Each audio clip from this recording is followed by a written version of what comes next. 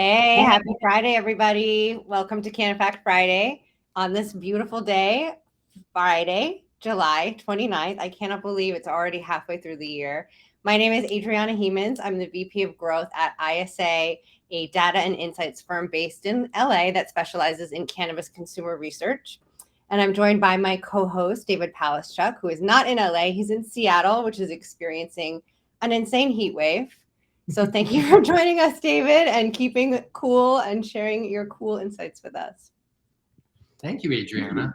I cannot believe it's the end of July already for sure. And the heat wave where everybody seems to be experiencing is pretty crazy. So I'm melting right now on a heat-breaking day, record-breaking day here in Seattle. But I'm still excited to be here with my favorite co-host and to kick it off and to talk about the things we talk about, which is really data and cannabis and pulling them all together, contextualizing them with data points as we move through a conversation with some of the most influential people in the industry. And for those of you that don't know, I just want to talk about Adriana for a moment. She's, as she said earlier, the VP of Growth and Demand at ISA, but she's really all about research and insights and knows quite about the cannabis industry as well, and really contextualizes the conversation. So Adriana, I just thank you for being my co-host and doing what you do. And we come together as often as we can every Friday to chat about it and then to help some of the industry's brands with their strategies, with their research, and with their branding. So we do some pretty interesting things here that we love to do. And with that, I want to introduce our next, actually, before I introduce the guest, we have to talk about a couple of the things for run of the show, don't we? So we've got a chat. So I wanted to first say, I think just about everyone in cannabis knows you, David, because you are very well known, very well liked, and very well known for your book. But a lot of people don't know that you also do strategic consulting and helping to bring meaningful brands to life, which is really important, especially at this stage we are now with the cannabis industry maturing and evolving. And David and I are going on the road. We'll be in Chicago next week at the Chicago Cannabis Drinks Expo, which I'm really excited about. We're having a panel of experts that we're talking about data. Who is the new beverage consumer? David will be moderating. I'll be sharing some stats. Allison Disney will be there sharing her experience along with Lisa Weezer and Joshua. What's his name again? Sorry, I'm spacing on it. Joshua Littlejohn from High Yes, Joshua Littlejohn. Thank you. Yep. It'll be a good one. Yeah, we're super excited about that. That said, why don't we just move through a few things as we always do? We would love everybody to participate, and that's what this is all about. So it's all about us chatting with influencers and talking, through certain data points with them, but it's really also about you chiming in as well, the audience. So feel free to join in, and we'll get going. So what do you think? Should we introduce our guest? Let's do it. Let's do it. I'm excited today because John Hartzell, the CEO of Dispo, which is a packaging and logistics firm based in Phoenix, Arizona, is our guest today.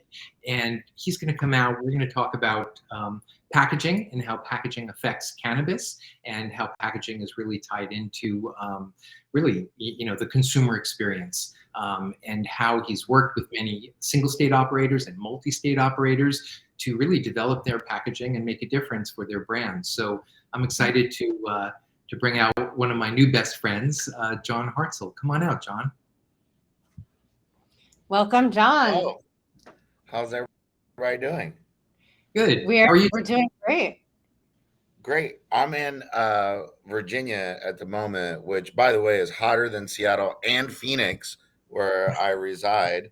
I think this might be the armpit of the entire United States because it is hot and wet in here. Uh, it's a very humid place. But I'm lucky to be here in Virginia. I'm at the Lucky Leaf convention where they're talking about legal cannabis. And I was surprised to know that I'm not rolling dirty, so to speak, with the cannabis that I have in my pocket because they've decriminalized cannabis here. So you can have up to an ounce of cannabis and not be breaking law here. So I have just less than an ounce, thankfully, in my possession. So I'm doing things the legal way over here. Well, congrats to Virginia, and congrats to you for your engagement. What's the? Can you share us a little sneak peek of what you're talking about today? So yesterday I did a crash course for would-be entrepreneurs, all-day session as a pre-session, and I moderated that and gave insights as to different ways you might get into business in the industry. And today I spoke earlier about technology, and soon I'll be moderating a panel about marketing and branding and building a brand in the industry. So basically, I'm going to act like I'm David Pelschuk, and see how it goes. I will just have to probably stand on my knees, though. Yes, you probably will, and shave your head. Yeah. I do have quite the cough today. It sounds like you're a really sought after leader in business and cannabis. So we're really grateful that you had time to come and join us today, John. Well, I can tell you, I met David not all too long ago, and immediately fell in love with the way that he presents the opportunity in the cannabis industry and how it's going to grow and bringing sort of real world business to an industry that isn't quite real yet. And Adriana, I'm really looking forward to getting to know you better, because obviously you're the real brains behind this operation. I mean, I wouldn't say that. I just bring some numbers and stats, and then we weave it into a thing that I think is pretty awesome. So speaking of stats, maybe we should jump ahead and do our first one. What do you think? Yeah, let's do it. I think there may be some folks in the audience who are joining us again. And if you are, thank you so much for coming back. We love building a community around cannabis and marketing and branding and all these fun things. So this is how the game works. If you don't know, we're going to throw out a stat. It's either CANNAfact or CANNAfiction, meaning false or true. And this is from a poll we did of cannabis consumers. This poll was focused on what they perceptions of luxury in the cannabis market. And we surveyed 481 consumers who told us they had purchased what they considered a luxury cannabis product.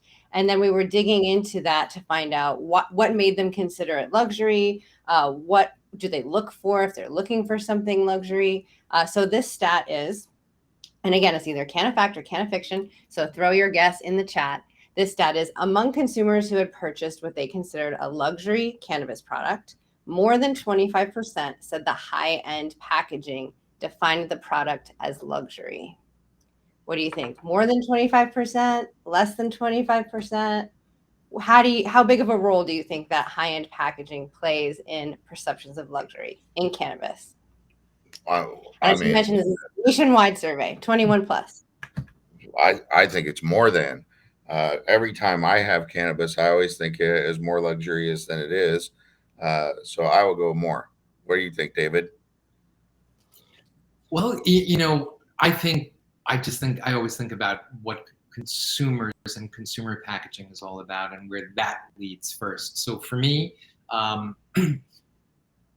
look at the packaging and it sort of tells me everything about the product, at least the product's aspirations, right? What the product wants to be, maybe not what the product necessarily delivers.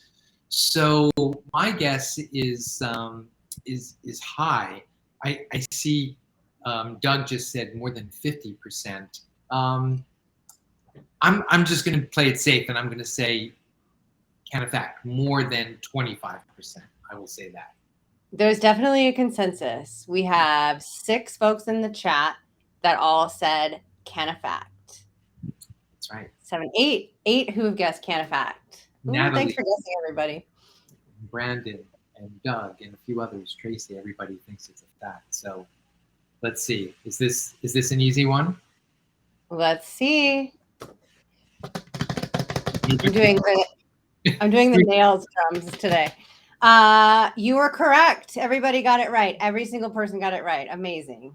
Yes, it was. I think it's so interesting, though, that endorsed by a celebrity is so low. Right?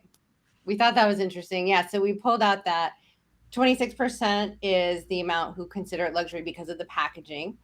Other top considerations, what makes them define a cannabis product as luxury is it's the most expensive one, the ingredients are high quality, so endorsed by a celebrity is 18%. High quality ingredients is 54%, and most expensive is 37%. Although I was at a show recently just to talk about the celebrity situation, and the Trailer Park Boys, if you know who they are, have a brand now. Oh, And yeah. I wouldn't necessarily think of that as associating with luxury, but probably would buy the brand because I like their show. That's a really good point, John. Not all celebrities would be considered like people that would be associated with luxury items. Like there's definitely some celebrities that are about being decidedly not luxury. Precisely. Yeah, So, that's very interesting. but that really brings up, I guess, the whole unboxing experience, which is what the kids call it today, right? It's you really have to manage people's expectations from the start. If you see this amazing box, even if you have a great unboxing experience, but the product doesn't live up to what you were hoping it would, then that could be a huge disappointment for consumers. So packaging really is the beginning of managing your consumers' expectations about what they're going to get inside. And if those two things don't match, you could be putting yourself out of business pretty quickly. I think that's absolutely right, David. But the only way to keep a customer is to have a satisfactory product. So that they're getting what their expectations are being met, and reveal packaging, or whatever you want to call it, the unboxing experience is really important. But at the end of the day, if it doesn't look and smell like that does, and taste like that does, you're probably going to have a bad experience. Well, this is one of our favorite brands from Arizona called Arise.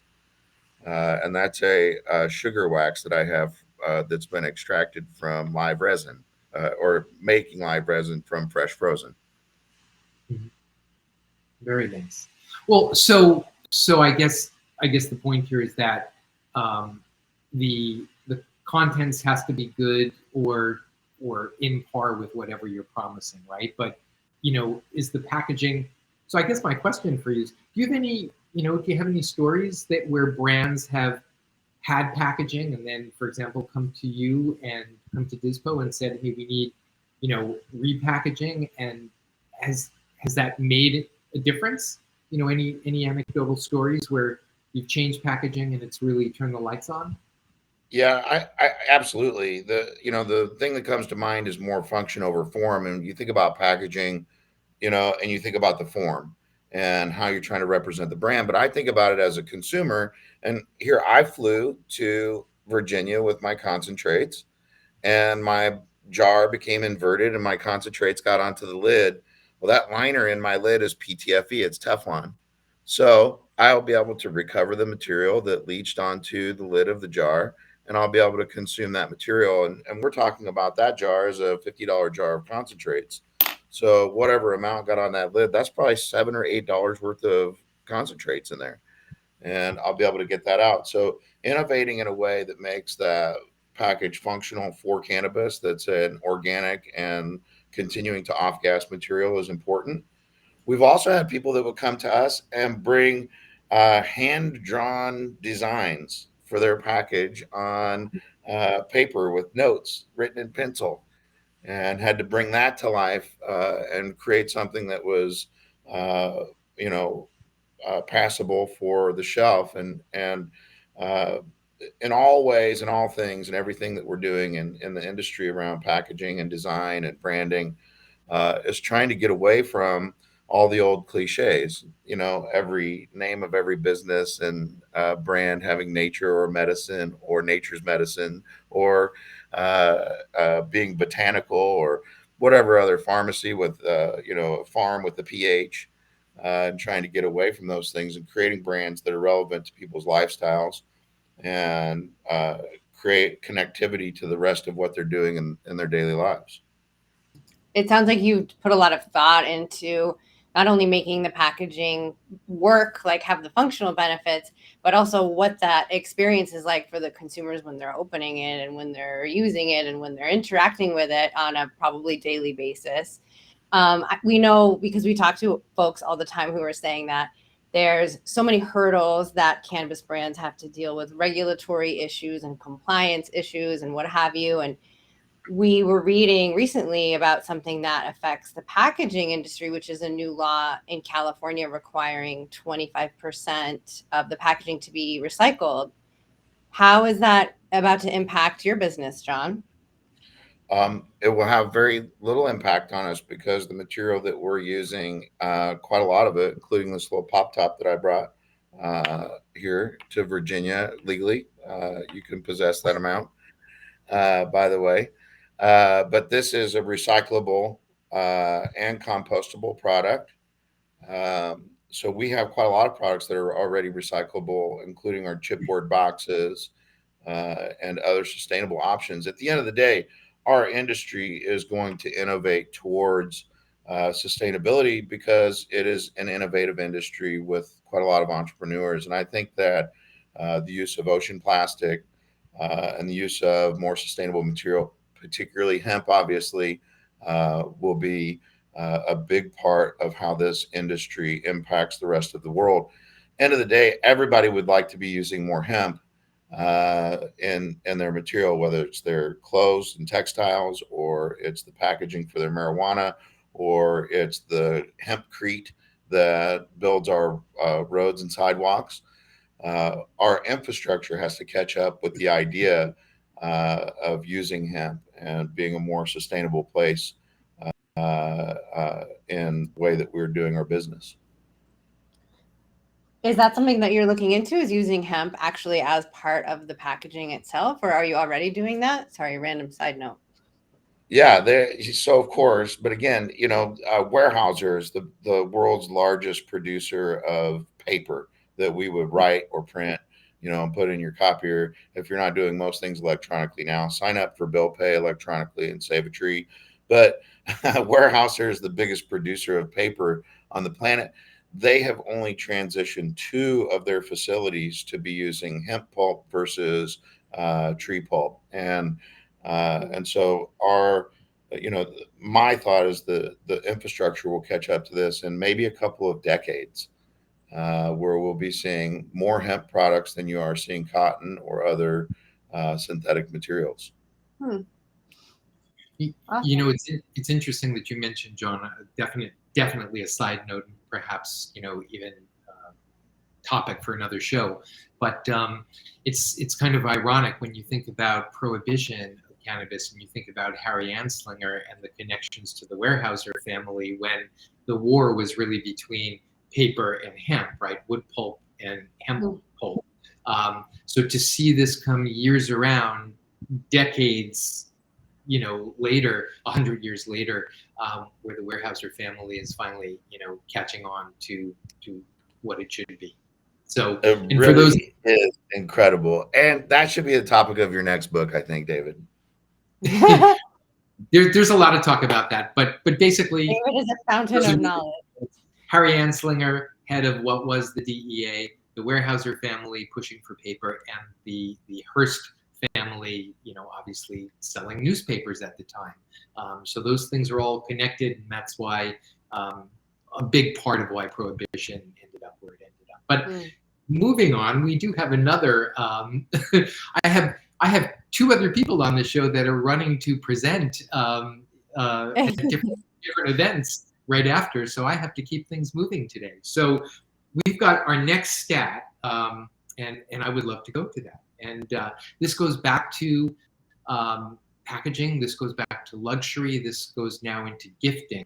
So our question here, the next question, just kind of double clicking, is what percentage of luxury cannabis product purchasers told us they bought the product to give as a gift?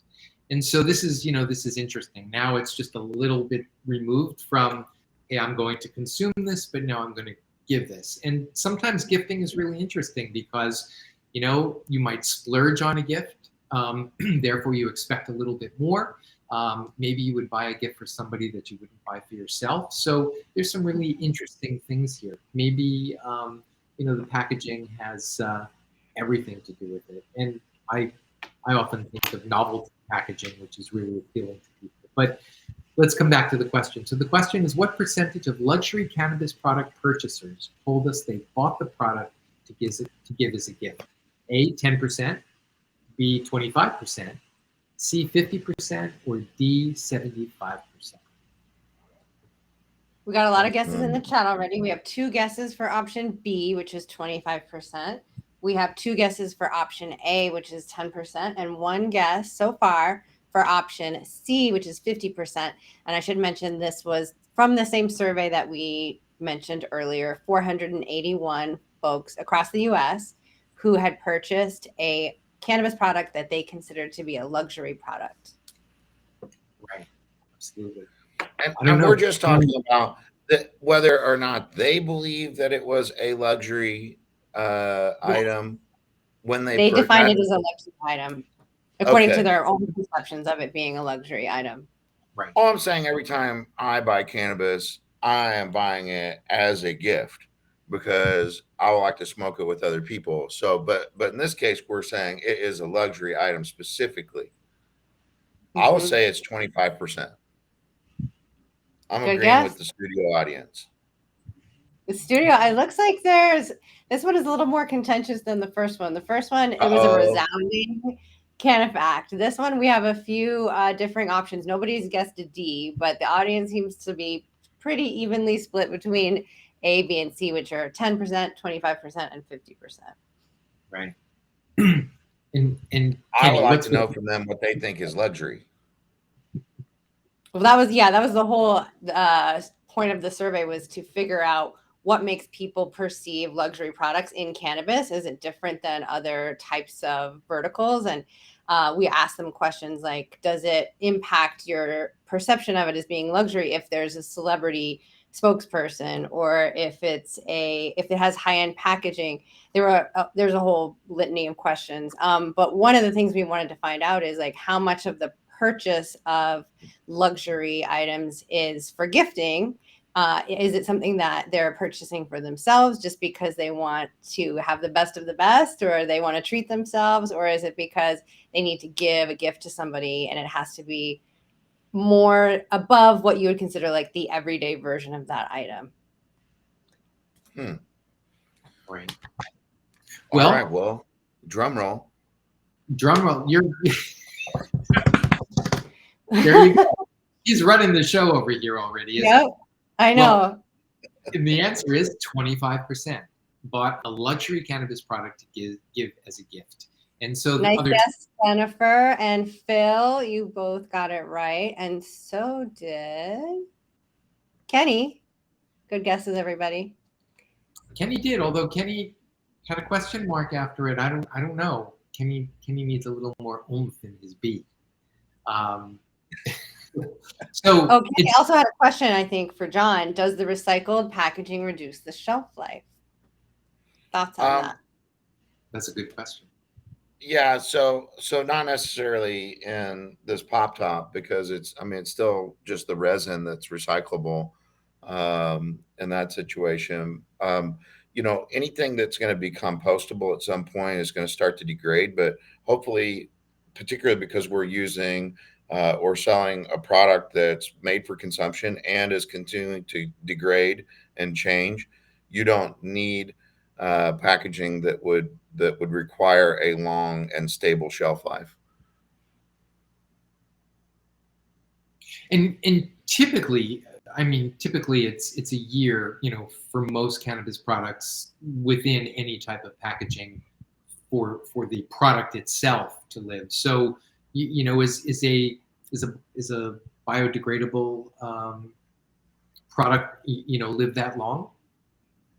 So for sure, but at the end of the day, the causation of something to be biodegradable, and when it goes into that process, It's happening in a compost pile or some sort of, you know, triggered event. You know, our waste, when we take it to the dump site, they're spraying it with hypochlorite to cause that to happen. So sure, I mean, everything at some point will become nothing or something, a part of the bigger thing, Earth, right? Now we're getting all metaphysical. I know. I think that's just physical. Make a good point there. So Good point. Good point. on that note, you know, are there any materials that lend themselves to be, I do air quotes here, giftable, or more giftable?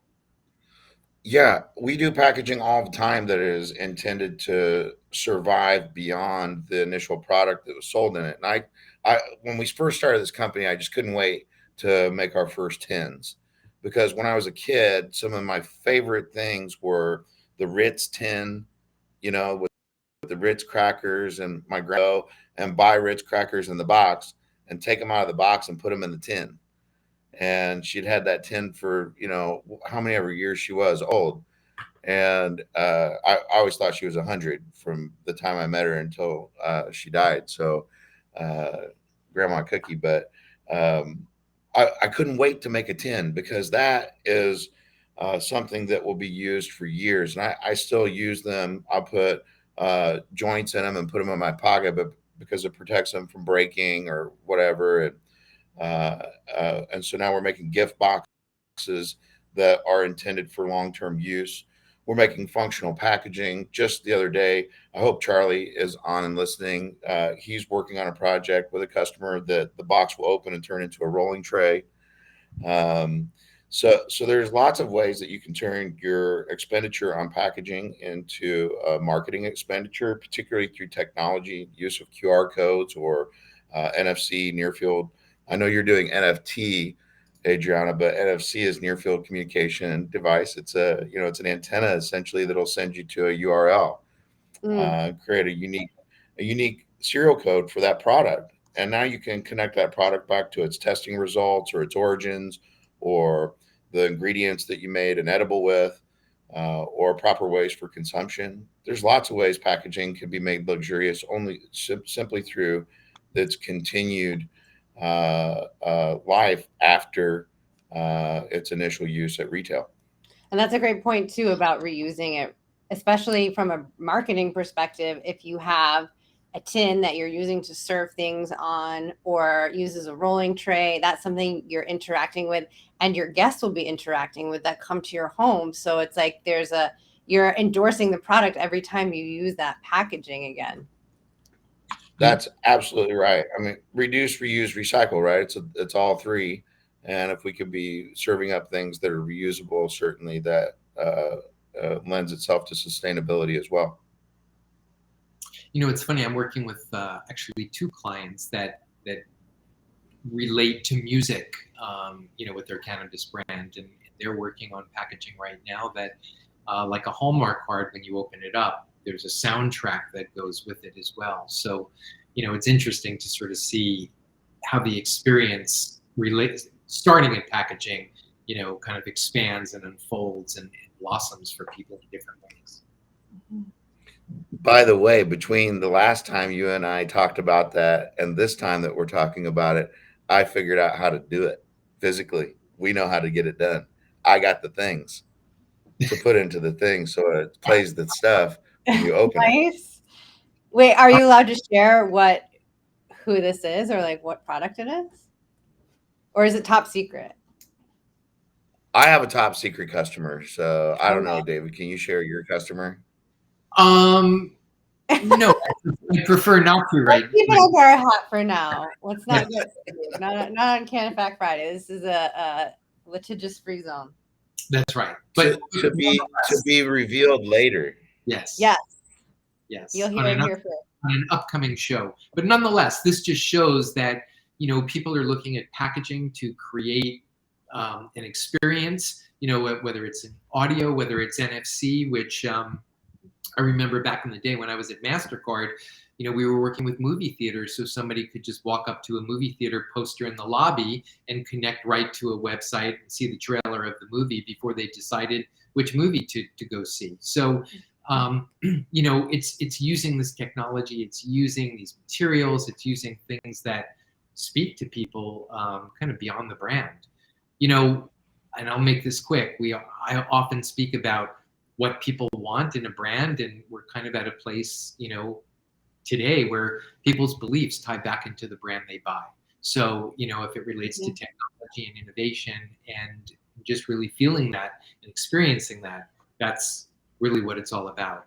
That said, we do have a couple of more questions as we're pushing to keep on time and in track here.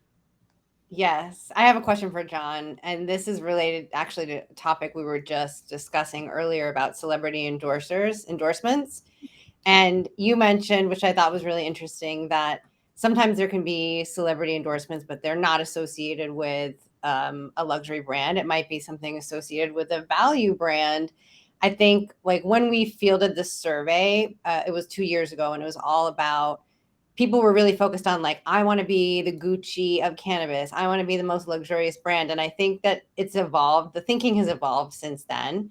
And now people are asking themselves the question, can I compete in the luxury space? Does it make more sense from a business perspective to compete in the value space? There's obviously room for both. Can you maybe talk a little bit about, John, how packaging fits into this spectrum? Well, I mean, at the end of the day, so if I produce a cartridge, okay, I'm putting, let's call it $8 worth of cannabis material into that cartridge, or maybe $10. And I can either put that into a 20-cent package or a $2 package.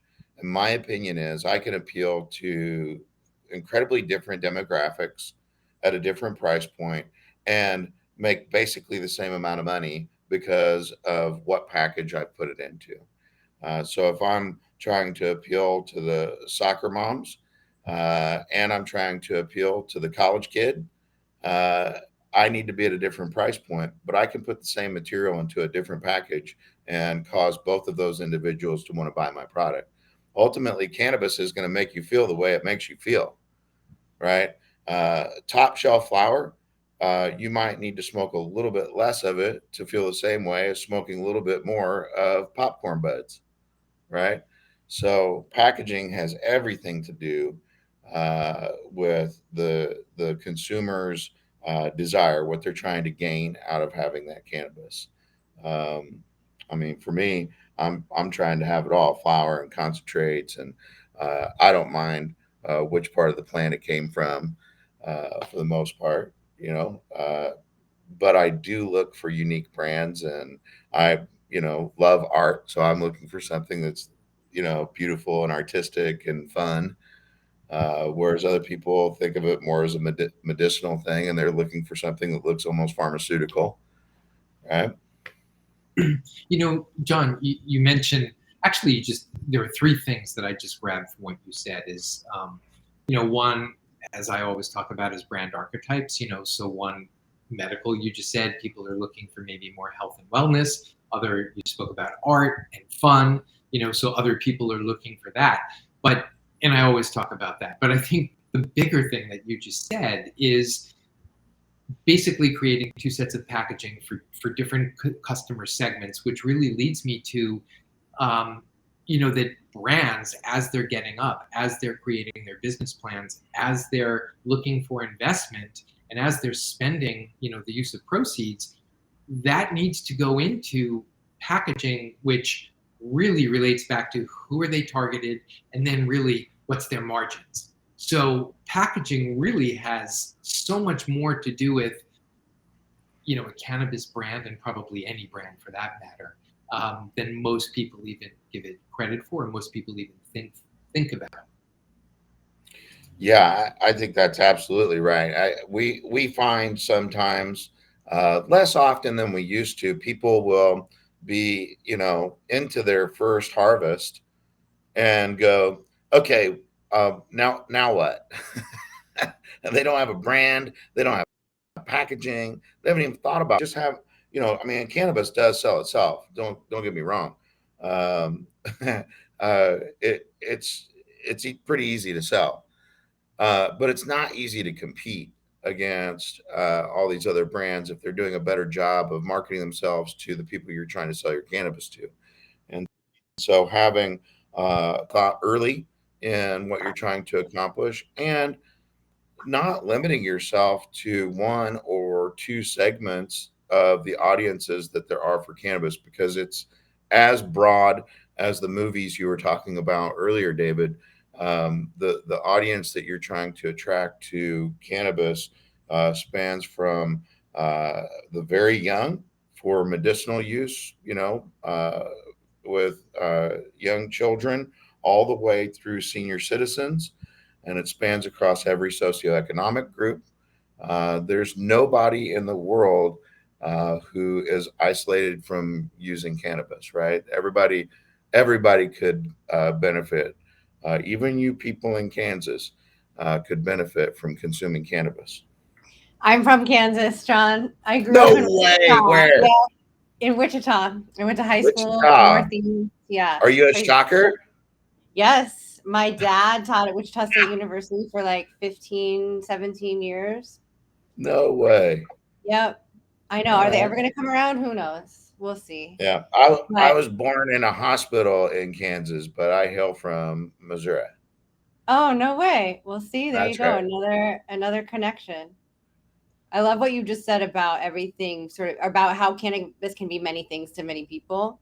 And that's even different in regional places too, right? It means one thing in California, it means another thing in Texas, it means another thing in Virginia. We all have our own like cultural lenses that we view things through, which is a great You segue know, to our last stat, which is about, sorry to cut you off, you can cut me how different people who appreciate different form factors more, how they determine luxury. So we want to throw that up, and then I'll let you finish what you were starting to say, John.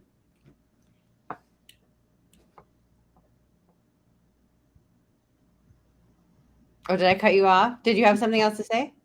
Oh, I was going to ask you if you had ever heard of a Jeter. Yes. Okay, I never heard of a Jeter before until like I don't know, 6 months Wait, ago. I've heard of Jeter the brand. Yeah, but Yeah. did you know a Jeter is a joint? That's just a joint. I've never heard anybody call it that. I just heard of Derek Jeter, who was a baseball player, but I never That's so knew that funny. a Jeter was a joint.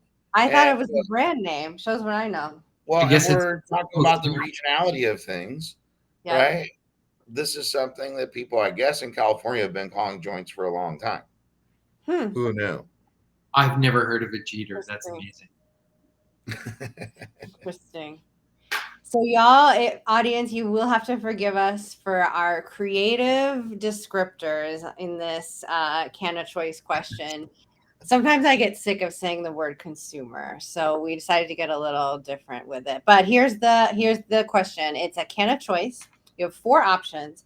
Which type of cannabis consumer, and by type of cannabis consumer, we mean what is their preferred form factor, is most likely to look for high quality packaging to determine whether a product is luxury. A, appliers, which are people who prefer topicals. B is sippers, which are the beverage consumers. C are vapors, which I think you can figure out what that one means, also is in parentheses. And last is masticators, people who prefer edible form factor. So go ahead and throw your guess in the chat. I already see some coming in. A lot of A's for appliers, a lot of D's for masticators. Funny that it's the D. All A and D. And by the way, just for those that might be confusing this word, masticate means to chew. So you might be thinking of another word, but that's not the case. And get your head out of the gutter. That's right. No way. My head is always in the gutter. So I'm going with the D, masticators. Wow, we seem to have lots of D's here. It's an overwhelmingly we had the most interactivity on this question of all the stats from today. So many D's. We've got some big D energy here talking about the masticators, don't we? Big D energy. All right, let's see if those Big D energy people got it right. Let's show the answer. That was terrible. It was correct. It's D, masticators. Good job, everybody. Big data energy. Big data energy coming at you on this beautiful Friday morning. Adriana, I challenge you. I know you're making a presentation directly after this, as am I. I challenge you to use the term masticator during your presentation. Oof, challenge accepted. All right. I'll find a way to sneak it in there. I'll find a way. I will too. I will as well. Love that. Perfect. All right, we're gonna get you both recorded on that. So John, just following up, on this conversation. We've spoke about all these different form factors, from beverages, from edibles to flour to concentrates. Are there any, is any one form factor harder to work with? Any issues around that? I mean, edibles presents, lots of challenges just because there's so many different formats for edibles and drinkables, obviously. So the unique thing about packaging for cannabis is that it is similar to so many other products that are already in the marketplace. So if you're going to make a candy bar, for example, there's lots of options for candy bar packaging that exist in the world. Concentrates, as another example, high price face creams are really good packaging for concentrates. And so the world has already kind of innovated the packaging and the form factors for packaging for cannabis. It's about using those and innovating those in ways that meet compliance now, because compliance means something different literally in every marketplace.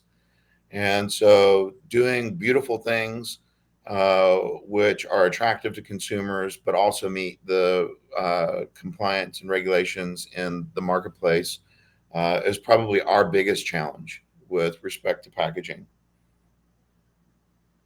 So in some ways, I guess everything's invented. Don't reinvent the wheel. Just innovate and make things more specific to the needs in each state and each market.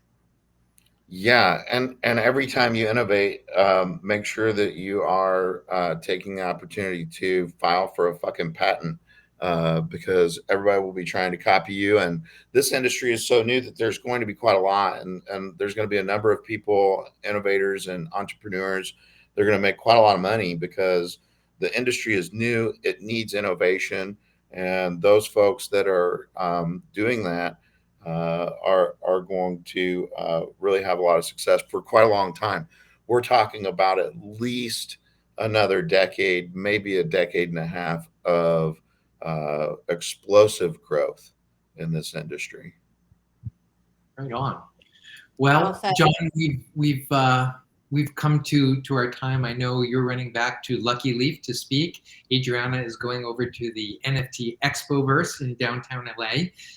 So with the next couple of minutes left, we just really want to thank you for coming on and talking about packaging. I think you've really driven home today how important packaging is, not only on how it reflects with the consumer, but how it relates to margins and really a company's profitability. Thank you so much for coming. Again, for those folks that want to check out John, you can check out John Hartzell, HARTSELL, on LinkedIn. And you can also check out his company, the creative services, the logistics services, custom packaging, specifically for the cannabis industry, at DIZPOT, DIZPOT.com. John, thank you so much. Thanks, what an John. incredible honor it has been being on with you all, and I appreciate you so much for being wonderful advocates for what is a really great industry. Thank you. Right on. Thank you, John. Right on. David, let's talk about our next show. Next week, August 5th, we will be joined by Rachel Soulsby, who is a senior marketing person over at Agrify. And we're going to be talking to her about cultivation. We're going to be talking about concentrates. We're going to be talking about all kinds of fun stuff. Also some cultivation too. So we got a lot of stuff. They're all about vertical farming units, so I'm pretty interested in checking that out and hearing all about that. So in the meantime, check out the link that we've got here. Sign up for CANNAfact Friday. Do all the things that everybody says at the end of their shows, which is all right. And have a lovely weekend.